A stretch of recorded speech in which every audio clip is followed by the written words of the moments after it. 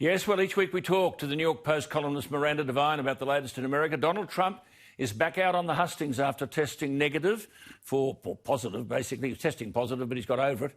And he's out there. The president's now instructed his team to dramatically increase his campaign schedule and to hold more rallies. The latest polls have Joe Biden in front by 10 points. I'm not too sure you can believe any of this stuff. Trump believes that his messaging on law and order, the economy and the confirmation hearings by the Senate for the Supreme Court nominee will give him a last-minute boost.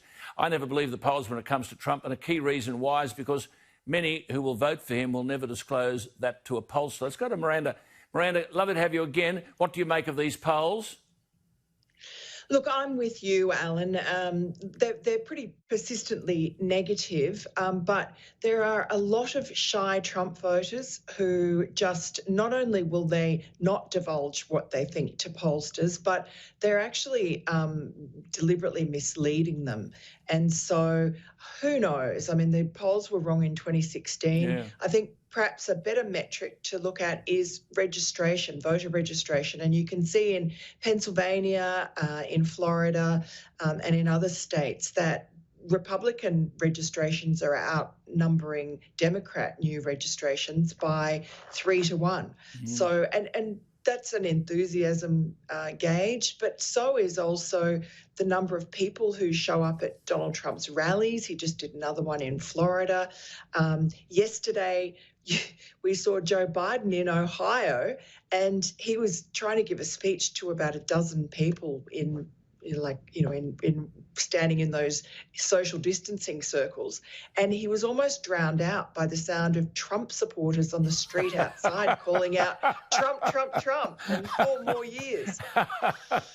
What about the Supreme Court? You're close to the action there. Is that got some traction?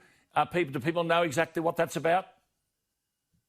I think they do, and particularly because this is Donald Trump's third Supreme Court nomination, and because the Senate is Republican-controlled, Amy Coney Barrett will be, waved through pretty much. And of course, Biden won't answer this question whether or not he plans to stack out the Supreme Court. I mean, his vice presidential running mate certainly wasn't prepared to answer that question. No, and stacking the Supreme Court, or packing it as they call it in America, is all about the Democrats trying to reverse Donald Trump's gains on the court and stack a whole lot of radical Democrats into the court so that they can then pass their very radical policies. Yeah, I mean, it's scary. And it's really... Yeah, I mean, it's scary. I mean, that Kamala Harris said she was open to stacking the Supreme Court, for God's sake. She takes the reins if Biden's elected. What did you make of the vice presidential debate? Pence was pretty impressive, wasn't he? He was fabulous, and I think he absolutely wiped the floor of Kamala Harris. But, of course, a lot of the media commentary afterwards said that, oh, no, that she was the superior one. And because they really couldn't say anything negative about Mike Pence, they concentrated on the fly that landed on his head. Yes, well, I think we've got a couple of interesting weeks ahead of us, I think, Miranda, but thank you for all of that. I'm like you. I think these polls are part of the fiction and fake news that he's been talking about for 4 years. So hang in there. I love your writing, by the way. Some great reporting from America. We love it over here. Thank you for that. There Thanks she is. so much, Alan.